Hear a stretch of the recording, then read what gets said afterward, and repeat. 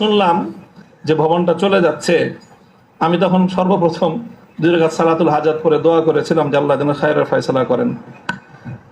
আর এরপরে এখন আমার অনুভূতিটা হলো যে এরকম ভবন না থাকাই ভালো।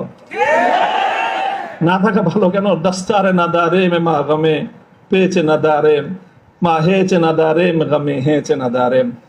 এইরকম ভবন টবন থাকলে এগুলোকে রক্ষা করার জন্য ডানে বামে অনেক কিছু তাকানোর প্রয়োজন হয়। ভবনও নাই, রক্ষা করার জন্য কার পায়ের নিচে তেল মারার দরকার। আজ এখানে মাদ্রাসা, কালকে ইনশাল্লাহ শাইখুল হাদিসের সন্তান মাহফুজুল হক সাহেব যদি নদীর ওই পারে যে বসেন, ইনশাল্লাহ ওই কেরানীগঞ্জের ওই একেবারে ধুলের চরে বা ওই কোন রুটের চর, কোন চরের মধ্যে এর চেয়ে বড় মাদ্রাসা হবে। প্রয়োজন নাই ভবনের, প্রয়োজন নাই মাদ্রাসার স্থাবর কোন সম্পত্তির। ওই পুরাতন যুগে ফিরে যেতে হবে আমাদের। স্থায়ীভাবে আমি এই কথা বলতেছি। এই বিশাল বিশাল আলিশান ইমারত সাজায়ে, আর সেই ইমারতের মধ্যে সুন্দর সুন্দর আরামদায়ক বিলাসী রুম সাজায়ে সেখানে বিলাসী এলেম চর্চা। আমি এই কথাটা আমার কাছে খুব মনে পড়ছে, বিলাসী এলেম চর্চা।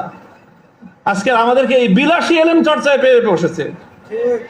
বিলাসী এলেম চর্চার পথ বাদ দিয়ে আমাদের আকাবের এবং আসলাফদের মতো সেই খেজুর গাছের তলায়, বট গাছের নিচে সালার চাটার উপর বসে আমাদেরকে কাল আল্লাহ কাল রাসূলের তালিম দেওয়ার সেই সবক গ্রহণ করতে হবে।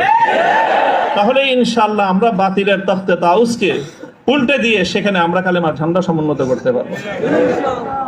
মোল্লা মুহাম্মদ ওমর রাহিমাহুল্লাহ তাআলা তিনি সারা পৃথিবীর সুপার পাওয়ারের সাথে টক্কর দিয়েছিলেন। আমাদের বাংলাদেশের মতো কোনো গণভবন আর সংসদ ভবন, বঙ্গভবন কিছুই ছিল না।